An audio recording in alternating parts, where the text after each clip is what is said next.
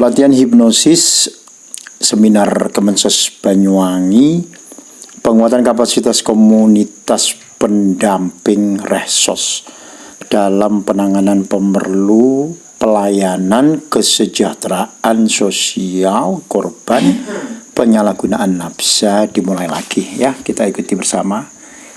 Ikuti hingga akhir videonya.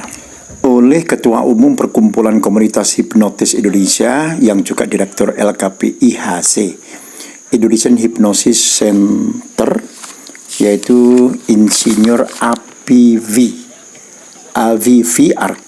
MM CHT CI. Nah, sudah mulai, mari kita ikuti videonya ini. Hipnosis digunakan untuk hiburan-hiburan di bidang tempat. Saya mohon izin ya, di tempat ini yang non-muslim ada? Muslim semua ya? Kalau Muslim semua, apa sih kondisi hipnotis itu gimana sih? Coba kita tanya Pak pasiennya, misalkan kasus-kasus insomnia misalkan gitu. Orang insomnia dikondisikan hipnosis, kamu bangun. Oh, memang itu yang dicari. Gitu ya. Nah, kondisi hipnosis yang Bapak Ibu nanti harus pahami, hipnosis itu bukan tentang tidur. Ya, sekali lagi tidak tidur. Coba kita tanya beliau berdua, masih dengar nggak teman-teman ngomong apa aja kan? Pak Dimas, utuh. Anda mau bangun pun juga bisa. Anda tetap berada di kendali penuh diri Anda. Kenapa? Karena yang punya pikiran siapa sih? Karena Anda. Tinggal Anda ngizinkan enggak? Terapisnya nanti membantu Anda, kira-kira begitu. Oke ya, berarti kita harus ini Bapak Ibu memahami hipnosis dengan perorangan seperti ini ataupun massal seperti ini Bapak Ibu. Ya, apalagi pakai alat di rumah sakit seperti yang saya pakai ini. Apakah hipnotis itu tidur Bapak Ibu? Halo. Apakah hipnotis tidur? Semi tidur. Semi tidur ya. Baik. Baru kali ini saya dengar semi tidur. Semi tidur. Ya, hipnosis itu kalau dari segi keilmuan Bapak Ibu ya, secara saintifiknya menurut Sigmund Freud kita tahu dia adalah bapaknya psikoanalisa, bapak psikologi dunia. Dia mengatakan ini, hipnosis itu adalah ilmu yang mempelajari pengaruh sugesti dan imajinasi terhadap pikiran manusia. Jadi ilmu Pak, saintifik. Kalau dari fenomena, fenomena itu adalah apa yang kita bisa lihat secara kasat mata. Dia biasanya happy kalau ngantor, tahu-tahu sensitif. Dia biasanya bergaul dengan teman-temannya, tahu-tahu menyendiri. Dia secara kasat mata terlihat langsung. Nah, kalau dari segi fenomena, hipnosis itu adalah diterimanya suatu ide, diterimanya suatu perintah tanpa disaring dulu karena filter mentalnya nggak aktif. Jadi rasanya perintah itu dikerjakan aja gitu loh. Kenapa? Karena filter mental nggak aktif. Pertanyaannya berkembang lagi, filter mental itu apa kan gitu. Nah, menjelaskan fenomena itu begini. Ini Pak siapa? Pak Hafiz. Coba Pak Hafiz tangannya taruh di sini Pak Hafiz. Sini ya. Coba digeser beberapa kali. Nah, terus beberapa kali. Coba Pak. Tahu maksudnya Mas? Tadi saya lihat ijazah tadi kotor, saya suruh ngelap. Jadi kalau dari sisi fenomena, Pak Hafiz sudah terhipnosis.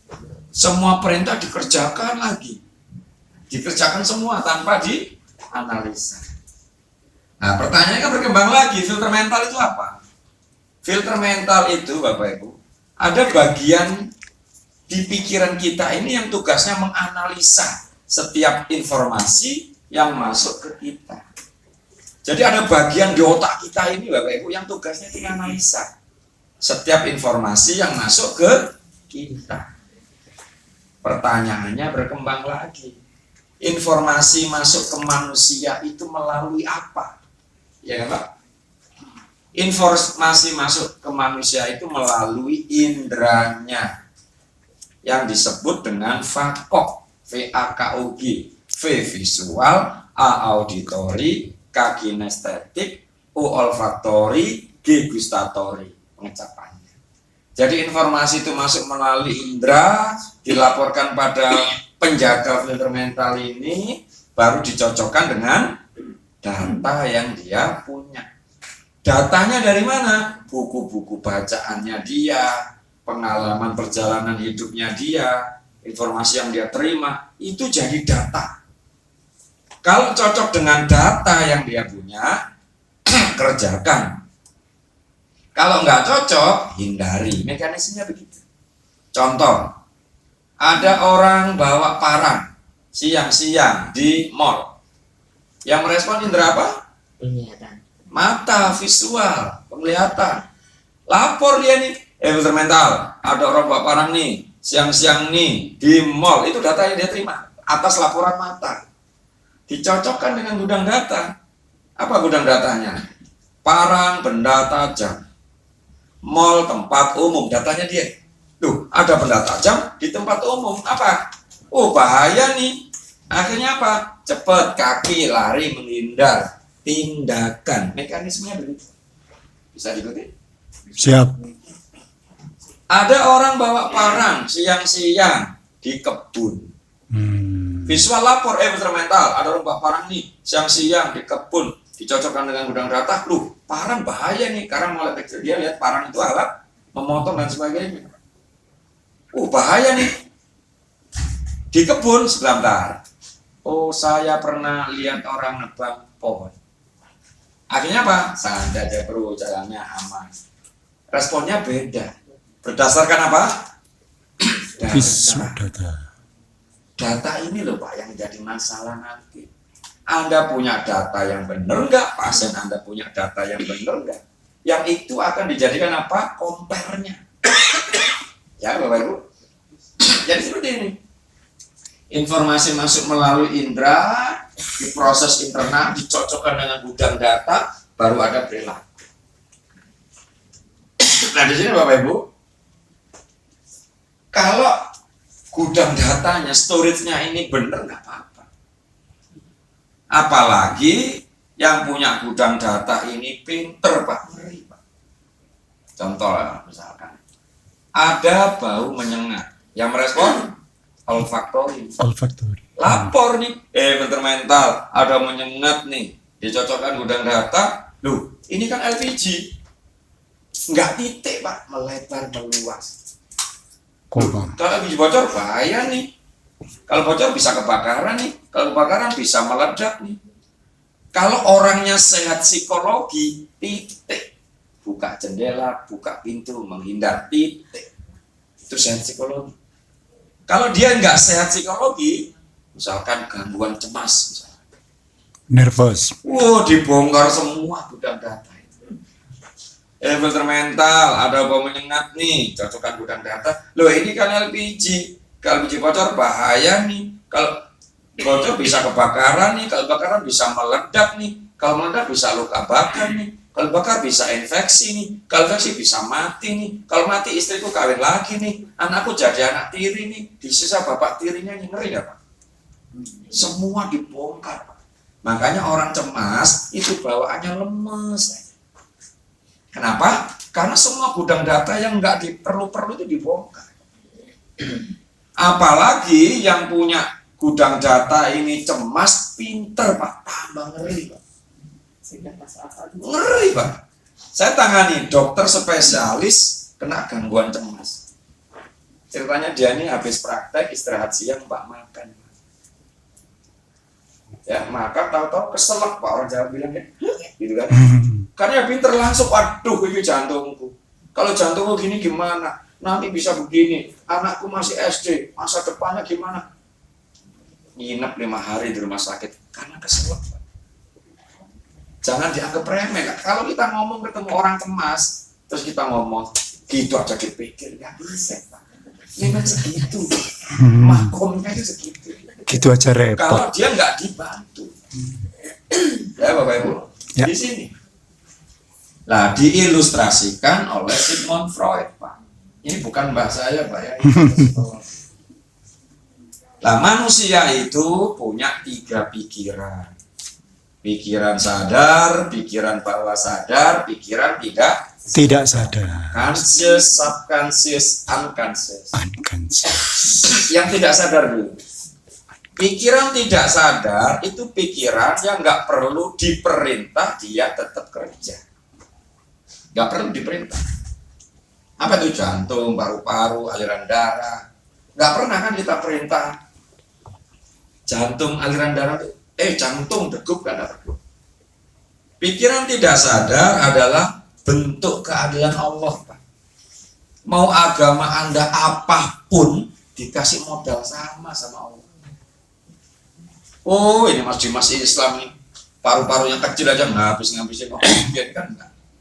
Begitu adilnya Allah, Pak, dikasih modal sama. Makanya pikiran tidak sadar itu nggak usah diotak-atik, nggak usah direkayasa. Yang bisa diotak-atik, direkayasa dalam hal ini adalah mind technology, teknologi pikiran adalah sadar dan bawah sadar. Nah, menurut Sigmund Freud, Bapak Ibu, perilaku kita hari ini itu dipengaruhi 12% oleh pikiran sadarnya. 88%-nya dipengaruhi oleh bawah sadar. Jadi kita ini adalah makhluk bawah sadar, Bapak Ibu. Nah, ini mempengaruhi kita. Jadi minder Anda, latah Anda, pede Anda, kaya miskin Anda, cerdas bodoh Anda, apa salah gitu. Itu 12% dipengaruhi oleh sadarnya. 88%-nya adalah bawah sadar. Jadi kita ini makhluk bawah sadar. Nah, jika informasi itu ya masuk ke pikiran sadar, itu dihajar habis-habisan dulu, Pak. Karena sifat sadar adalah rasional analitis. Rasional analitis. Contoh, Pak siapa namanya, Pak? Pak Ferry. Pak Ferry udah nikah, Pak? Motivasi anaknya. Nah, adik, kamu yang pinter ya, nggak boleh bohong. Waktu ditepati, disiplin. Informasi itu disampaikan Pak Ferry ke anaknya lewat diterima oleh apa? Telinga. Kata bapak saya harus disiplin tepat waktu.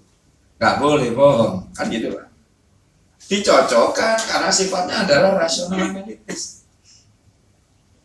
Tepat waktu dari mana, bohong dari mana, bapak juga janji meleset. Karena memang sifatnya rasional analitis. Memorinya sementara. Hari ini guru-guru ngapelkan muridnya disiplin ya. Senin disiplin, Selasa disiplin, Rabu disiplin, Kemis lemes lagi. Karena memang sementara. Jadi kalau menanamkan hal-hal baik di tataran pikiran sadar, rugi banget, Pak. Karena apa? Sementara. Nah, kalau kita ingin menanamkan hal-hal baik itu lengket, nanamnya di sini, Pak.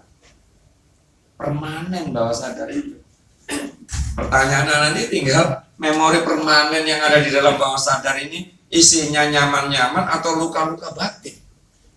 Atau isinya kalau musik itu isinya pop saja, musik osing saja, atau ada metalika-metalikanya. Itu di sini.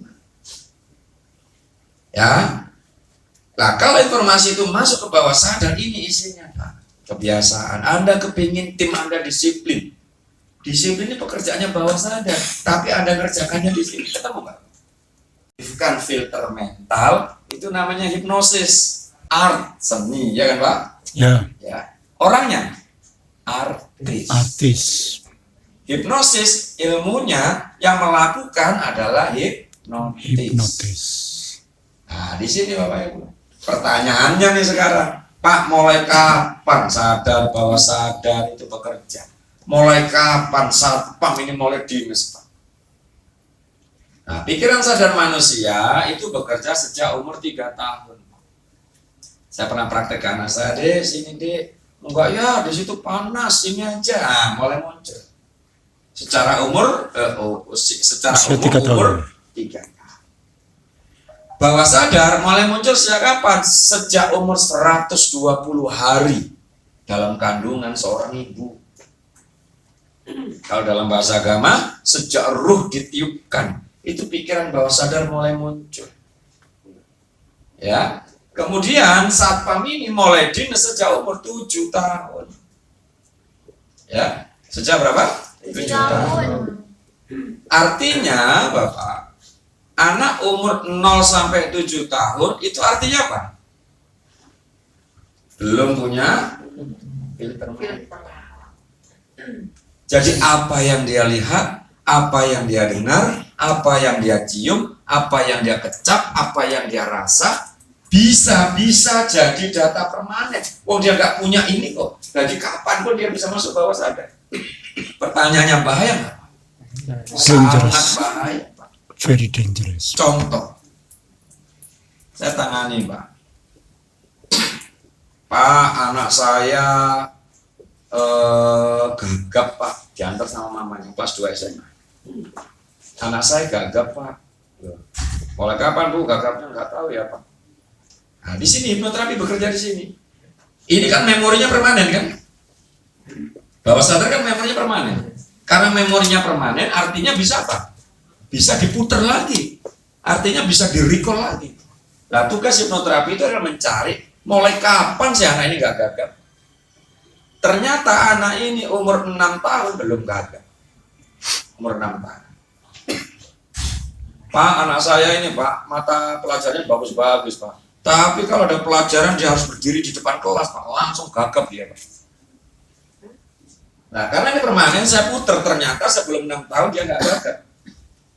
Usia 6 tahun, dia diajari mamanya nulis, Pak. Ini Budi, ini Bapak Budi, kira-kira gitu. Nggak bisa, dipukul, nangis. Tambah nangis, tambah dipukul. Tambah dicubit, akhirnya tangisannya ditahan, Pak. Orang Jawa bilang apa? Kemesek. Disimpan rapi di sini. Jadi siapa yang bikin gagap? Saya tangani, ya, misal saya tangani fobia gelap, ya, misalkan pasien ini, Pak, seharian kerja pulang, ya, seharian capek kerja terus pulang, anaknya umur 4 tahun, rewel, namanya anak ya rewel kan wajar, bapaknya capek lihat anaknya rewel, jadi apa? Emosi, kamu nih nggak ngerti bapak capek gini-gini, tak masukin kamu ke kamar, dimasukkan dia ke kamar. Pikirnya bapaknya, kamar-kamarnya dia sendiri kan aman. Kenapa bapaknya mikir gitu? Karena bapaknya punya filter mental. Lah anak yang belum umur 7 tahun ini belum punya filter mental.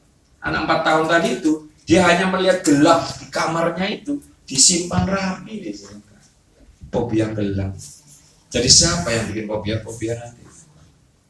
Artinya pikiran bawah sadar ini adalah tanah yang subur. Ditanami jagung tumbuh, tanami mawar tumbuh, tanami pohon beringin yang tangguh tumbuh. Subur baik. Masalahnya adalah tanah yang subur ini karena subur ditanami pohon bangkai juga tumbuh. Ditanami kaktus berduri juga tumbuh karena subur. Ditanami sabar tumbuh, tanami tangguh tumbuh. Tanami minder juga tumbuh, tanami nyinyir juga tumbuh. Nah, yang jadi masalah adalah begini, kita semua ini punya tanah subur ini, Pak. Tapi nggak pernah Anda jenguk, nggak pernah Anda rawat. Coba, apa yang terjadi kira-kira, Pak? Bapak Ibu punya pekarangan nih, tapi nggak pernah Anda rawat. Apa yang terjadi? Kotor. Apa, Pak? Gersang, apalagi? Sia-sia, apalagi yang tumbuh, apalagi Anda punya pekarangan subur tapi nggak pernah Anda rawat, nggak Anda bersihkan. Semak belukar, ilalang. Apa semak belukar, ilalang itu? Tanaman yang nggak pernah Anda inginkan. Ya kan, kita kan nggak pernah nanam semak itu kan. Apa tanaman yang nggak pernah Anda inginkan itu? Ditempelin bapaknya waktu kecil, kena tsunami, kena gempa bumi, putus cerai, dipermalukan di depan kelas, dibully temannya, dihukum gurunya. Itu tanaman-tanaman liar yang nggak pernah kita inginkan. Lah hari ini tanaman liar itu tambah ngakar. Yang membuat apa? Rumputnya sudah setinggi, ilalangnya sudah setinggi manusia. Kebun Anda sudah dibikin nggak asik, Pak. Pemandangannya sudah nggak asik, Pak. Yang di sana harusnya ada melati sudah nggak kelihatan lagi, Pak. Karena ketutup ilalang. Ilalang. Maksudnya apa? Anda sudah mengalami gangguan tidur misalkan. Itu rumputnya sudah tinggi. Lah rumputnya sudah tinggi kok nggak segera dibersihkan. Tambah ngakar, bisa meretakkan temboknya. Apa retak tembok? Anda mulai dibikin migrain, Anda mulai dibikin stroke, Anda mulai dibikin yang disebut psikosomatis. Itu sudah retak. Lah sudah retak kok dibiarkan, Pak. Bisa roboh, tembok itu bisa mati. Lah ada orang yang tugasnya adalah nanti bersih rumput liar ini. Kita hipnoterapi. Kalau sudah bersih rumput liarnya, baru saya tanya, Bu Ella mau saya tanamin apa? Tanamin saya pohon melati, Pak, mawar, Pak. Tanamin saya pohon percaya diri, Pak. Tanamin saya tangguh, Pak. Nah, menjadi tukang kebun yang baik, kita kan jadi tukang kebun ini nanti. Menjadi tukang kebun yang baik, itu harus apa? Harus menanam tanaman yang diinginkan yang punya kebun. Betul nggak, Pak? Bu Ella kepingin melati, tapi saya tanami Kamboja. Tumbuh nggak? Tumbuh subur kok. Tapi nggak akan sebagus melati sesuai keinginan Bu Ella. Kalau saya tanami melati, beliau pasti apa? Beliau siram, beliau pupuk, ya kan? Apalagi beliau bikinkan pot. Kalau ada hama disemprot, permanen itu nanti hilang. Tapi kalau Anda tanami Kamboja, mungkin cuma sehari aja dijebol lagi. Karena memang bukan tanaman yang permanen itu nanti di sana. Saya tangani Ustadz terkenal, Pak, yang sering nongol di TV. Mas, aku kepengen berhenti merokok, Mas. Saya bilang, merokok enak kok berhenti. Saya, Pak Ustadz. Ya juga sih. Ini loh, istriku nggak suka aku merokok. Istriku nggak suka aku merokok. Berarti tanaman ini yang menginginkan siapa? Nggak saya layani. Tugas saya adalah membuat Ustadz ini senang ditanami itu dulu. Saya godain, Pak Ustadz ngerokok apa? Marlboro. Sehari berapa bungkus, Pak Ustadz? Ya kalau banyak job bisa 3-4 bungkus, rata-rata 3 bungkus. Oke Pak Ustadz, saya bilang gitu, permisi. Saya bilang, Pak Ustadz anggap ya, rokok itu panjangnya 10 cm. Berarti kan 3 bungkus Marlboro 20 batang satu bungkus. Berarti 30 cm. 3 bungkus kali 20 batang sama dengan 60 batang. 60 batang kali 10 cm sama dengan 600 cm. 600 cm itu 6 meter. 6 meter kali 30 hari 180 meter. 180 meter kali sekian tahun Pak Ustadz merokok. Itu kalau dijajar Pak, rokoknya nyampe Cengkareng Pak. Apa Pak Ustadz nggak zolim Pak? Paru-parunya digunakan gitu. Padahal saya sering loh Pak dengar ceramahnya Pak Ustadz itu zolim. Tadi Pak Ustadz zolim dengan paru-paru Pak Ustadz. Langsung begitu dia. Berarti Pak Ustadz ini anaknya sekolah di Alexandria Islamic School itu ya. Yang internasional itu Bapak sekolah dekat rumah aja. Coba Pak Ustadz ya, 1 bungkus misalkan 30.000 kali 3 bungkus 90.000. 90.000 kali 30 hari 2.700.000 Pak. Sekolah internasional itu Pak, anak saya itu sebulan cuman ya 3 juta lah sebulan Pak.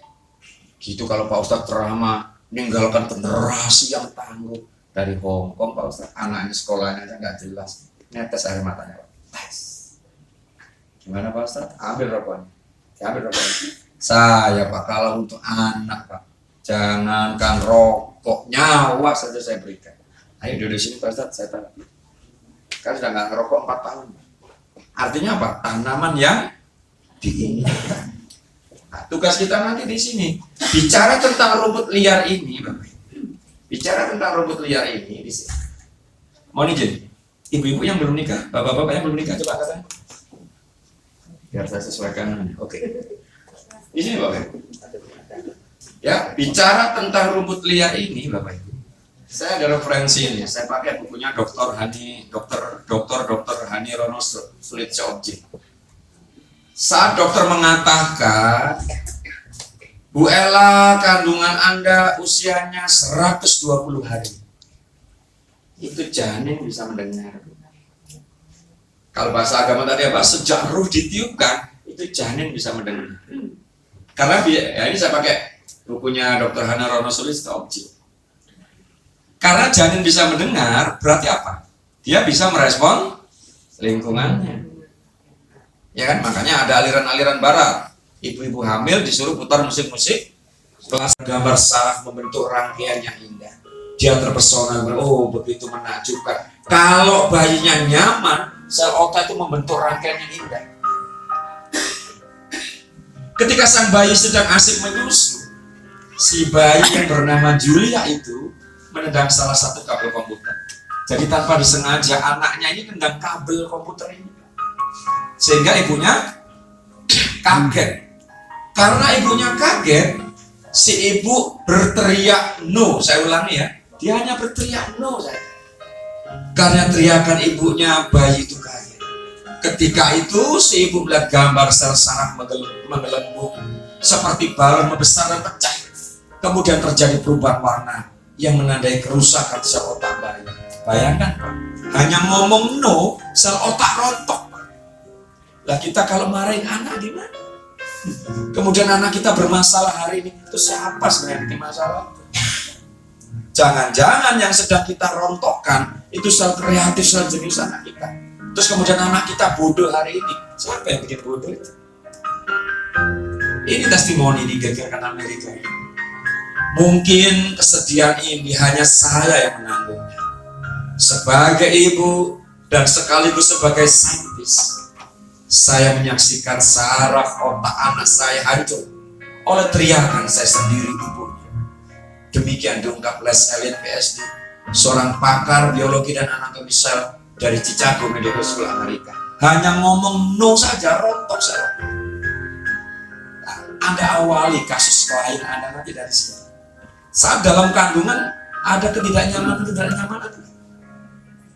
Saat 0 sampai 6 tahun ada ketidaknyamanan enggak? Luka-luka batin enggak? Dan itu awal dari sumber masalahnya. Dan ilmu ini Bapak Ibu, ilmu ini 1500 tahun yang lalu diajarkan oleh Nabi Muhammad. 1500 tahun yang lalu. Ada hadis nih Bapak Ibu. Sahih Pak. Ya, Bukhari Pak. Al-Fadl bercerita, suatu ketika aku menimang seorang bayi. Rasulullah kemudian mengambil bayi itu dan menggendongnya.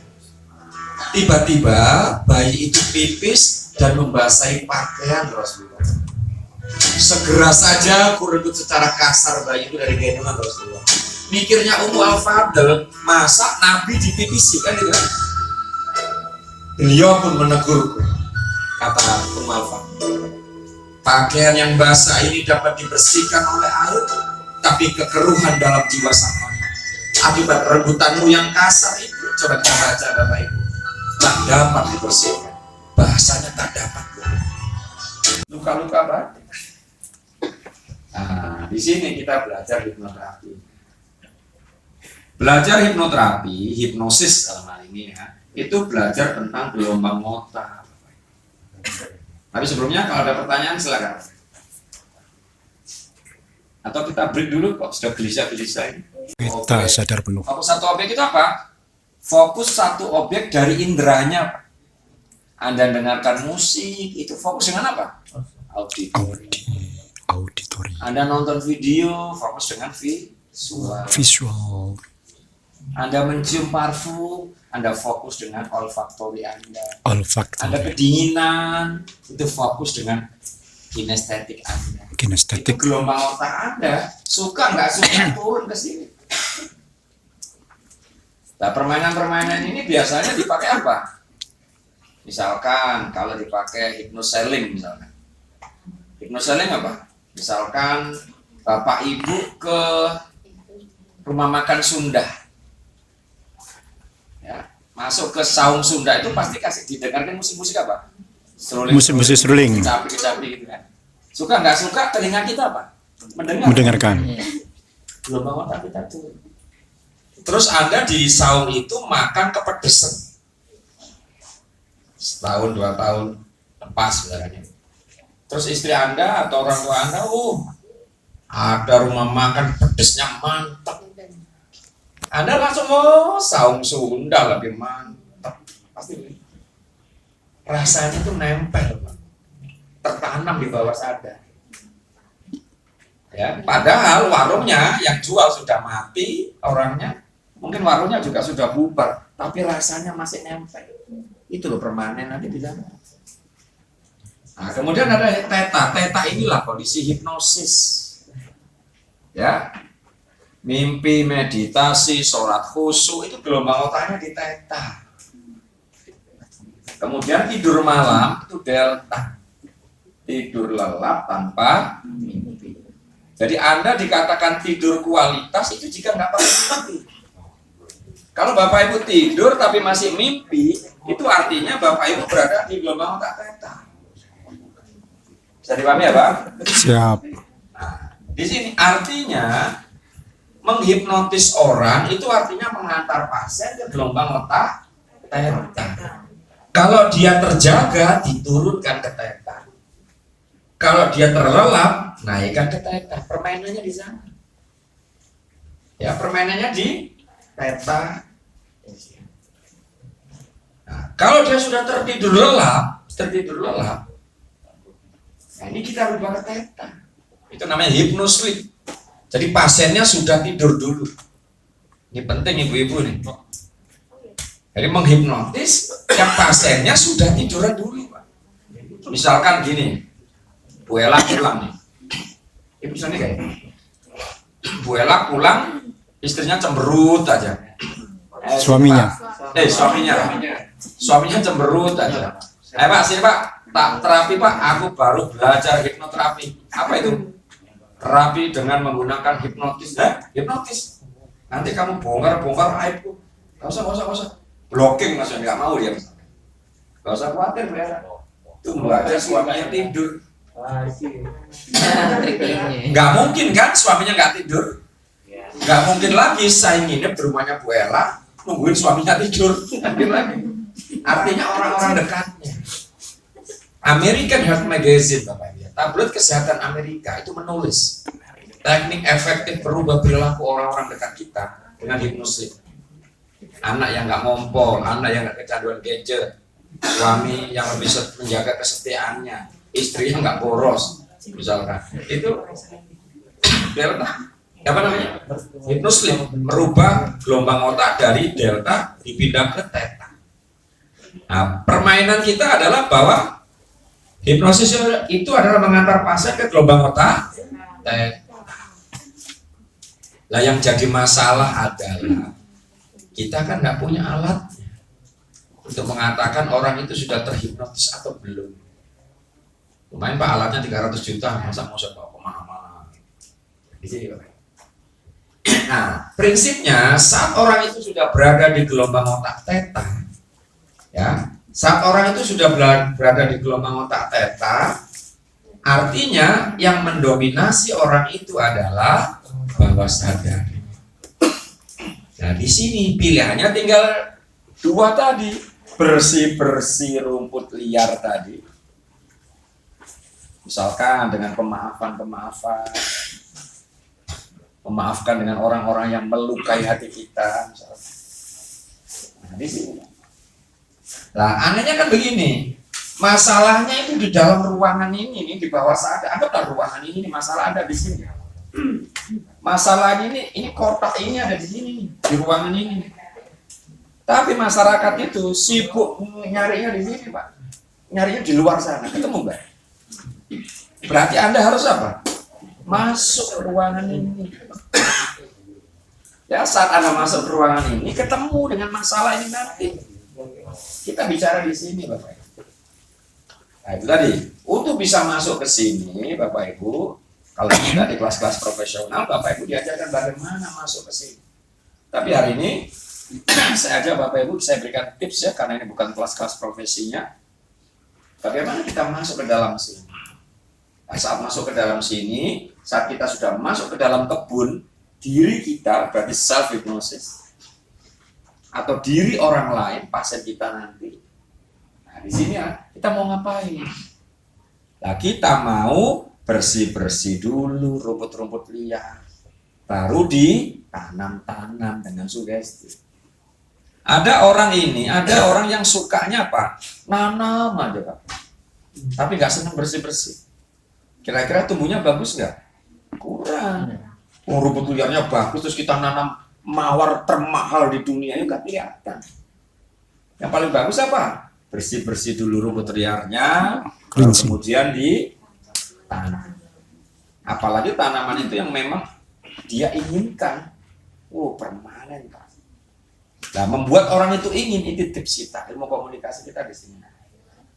Misalkan, Bapak hanya ngomong begini aja, Bu. Yang ingin sembuh bukan hanya diri Ibu saja, tapi Agus, Bu, yang kelas 5 SD itu. Ingin Ibu sehat supaya Ibu bisa berikan yang terbaik.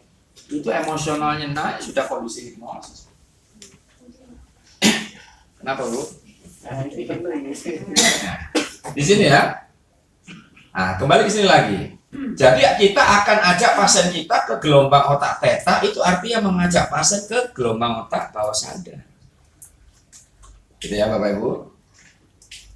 Nah, permainan kita nanti adalah mengantar pasien ke gelombang otak theta, bukan menidurkan pasien. Kalau tidur itu adalah delta. Nah, ini sekaligus meluruskan pandangan masyarakat ya. Dianggap hipnotis itu tidur. Nah, kalau hipnotis itu tidur, nah terus gimana nanamkan sugestinya? Ya kan Pak? Wong tidur itu nggak mendengar, ya kan Bu? Nah, terus nanamkan sugestinya gimana? Satu. Yang kedua, kalau hipnotis itu diterjemahkan sebagai tidur, nggak ada pelatihan-pelatihan hipnosis. Nanti malam aja suami istri Anda tidur, nasihati dia. Justru di gelombang otak itu nggak bisa. Nah, gelombang otak theta itu kondisinya ini Bapak Ibu. Kayak kita baru bangun tidur itu loh Pak. Di atas kasur, pagi masih gelembab-gelembab. Terus istri kita manggil, Pak, tolong Pak. Dengar gak kita? Pilihannya kan cuma dua.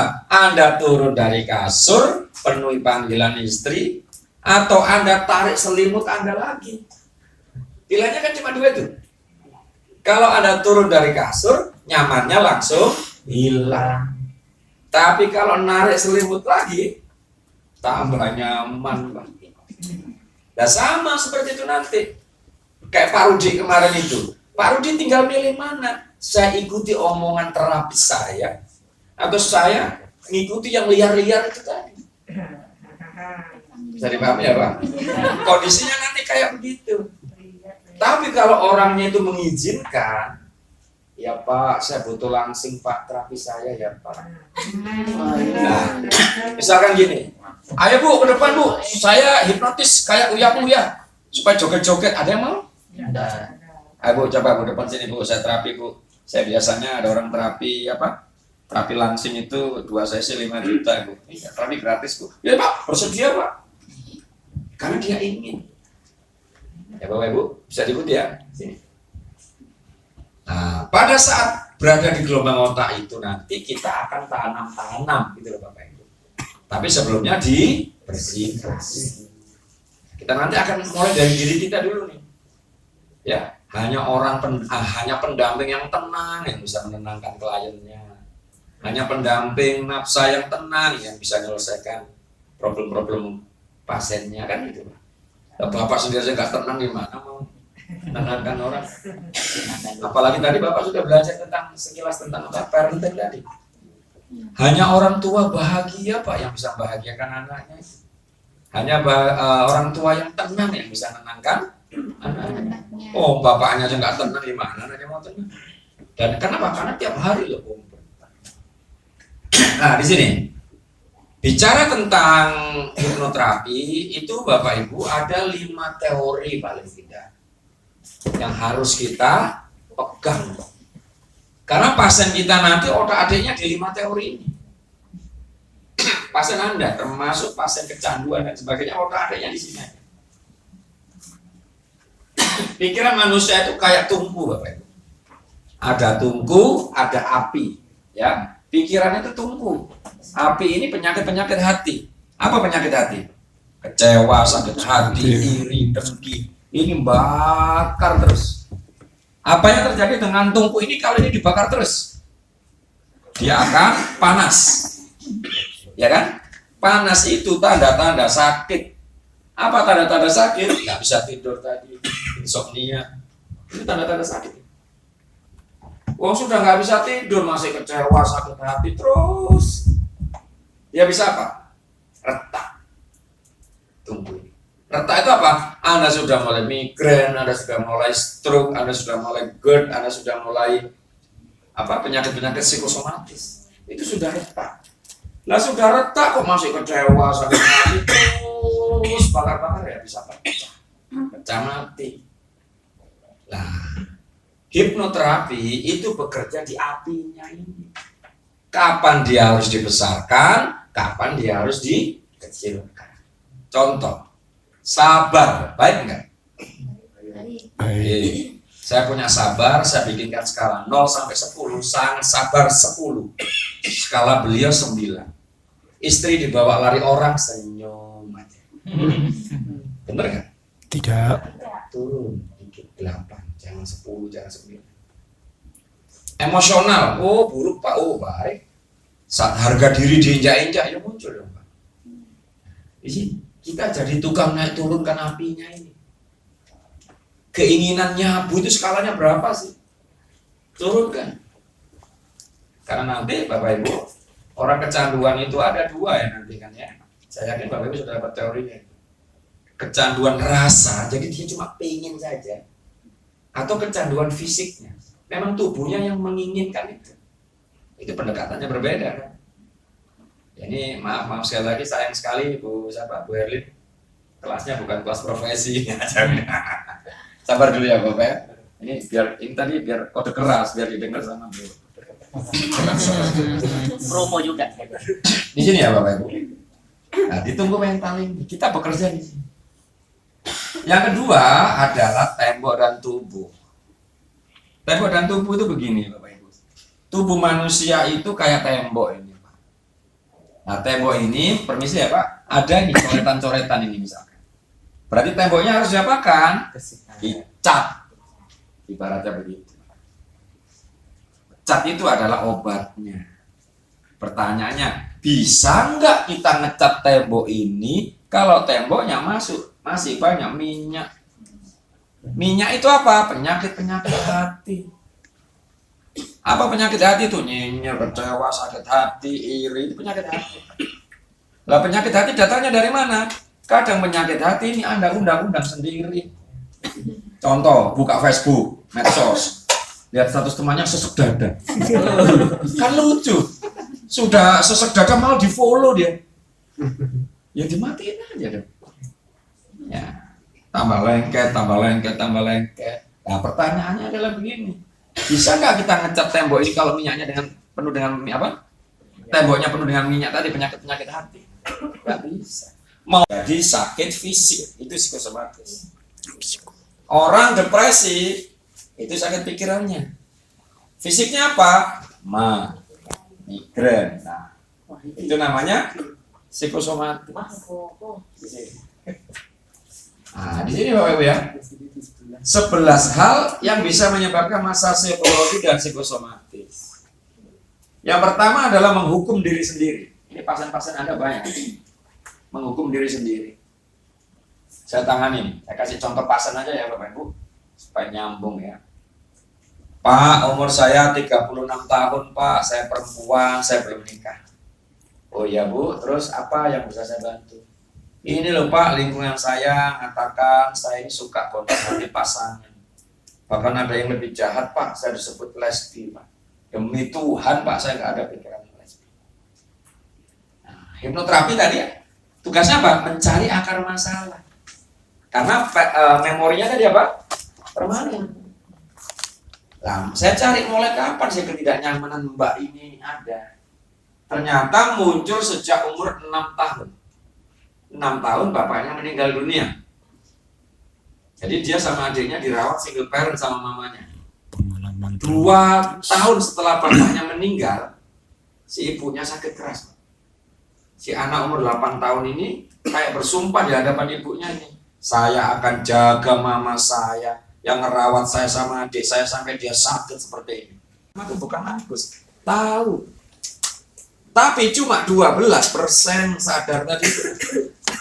Bawah sadarnya saya intervensi, saya rubah jadi Agus. Bawah sadar itu 88. Saat 12 dibentur 88, menangnya siapa? Agus 88. Nah di sini, jangan-jangan hari ini Pak, 12% Anda kaya. 88%-nya sudahlah, bapakmu miskin, kakek nenekmu miskin, ya miskin aja deh. Dan itu dibenturkan, pemenangnya siapa? Ismin terus. Agus. Acur. Lah ada rubah ini loh. Lah rubah ini berarti harus apa? Masuk ke bawah sadar. Lah nanti ada orang, misalkan ya, ini pekarangan subur Bang, pekarangan subur Anda, pikiran bawah sadar Anda. Dan ini dijaga oleh satpam, satpam. Satpam tadi apa? Filter mental. Pertanyaannya, Anda mau masuk ke pekarangan Anda sendiri, lah kok ditolak oleh satpam ini? Kurang ajar nggak satpam? Kita yang punya kebun nih. Ini loh namanya mental block Pak. Penghambat itu di sini. Kenapa satpam ini kok melarang kita masuk ke dalamnya? Karena satpam ini tahu di dalam kebun ini terlalu banyak luka-luka batin. Ini contoh konkretnya Pak Rudi kemarin itu. Pak Rudi mudah masuk ke dalam, tapi satpamnya galak.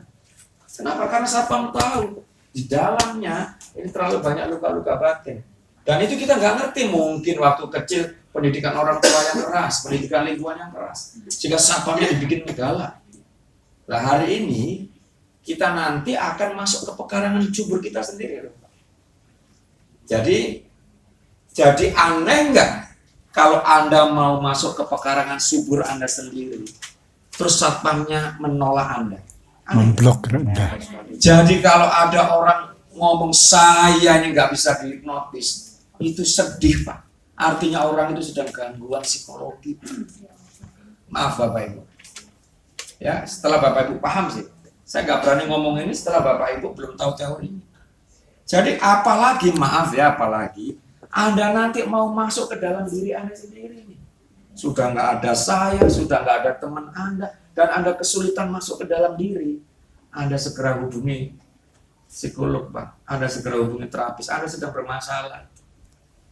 Coba Quran itu isinya apa sih Pak? Lihat dirimu, lihat diri. Dia ini latihan. Dan untuk teman-teman yang mendampingi nafsa, yang PPKS-nya akan diberikan bantuan sesuai yang sudah di asesmen. Teman-teman kemarin sudah melakukan asesmen kan? Sudah kita siapkan bantuannya, memang masih belum lengkap. Mungkin yang jelas bantuan itu barangnya sudah ada di dinas, sebagian masih dalam proses pengiriman. Semuanya sesuai dengan yang diminta. Kalau ada yang butuh rombong kemarin, ada yang butuh peralatan kopi, semuanya sudah disiapkan. Ini untuk para pendamping juga yang dari Kementerian Sosial yang kemarin sudah ditunjuk dari Dinas Sosial sebanyak 15 orang. Kami juga akan mengadakan rakor di Kabupaten Jawa Timur. Tempatnya yang terpilih juga nggak tahu, kebetulan ada di Banyuwangi juga. Jadi ke Banyuwangi lagi. Ya, nanti kita tempatnya ada di Bali. Kemarin sudah di Bali kan? Jadi kita bagi dua. Karena wilayah kerja kita ada 13 kabupaten dan kota, ditambah lagi sekarang menjadi 18. Tambah banyak. Dan makanya kami di Mahatmya Bali setiap hari muter ke sana kemari. Jadi agak drop. Harusnya tadi saya dihipnotis sama Pak Afifi ya. Semuanya fresh. Kata mah nggak bisa nempet Pak, tambah ngakak. Coba sama-sama tambah ngakak. Tambah ngakak. Dan terpinggal-pinggal. Ngomong udah tambah terpinggal-pinggal. Coba tambah terpinggal-pinggal. Oke, Bapak Ibu turun tangan. naik turunkan sehat kita dan sebagainya. Apalagi kalau karena saya masih butuh duit Pak, saya debatkan terus si kaya dan si miskin aja Pak.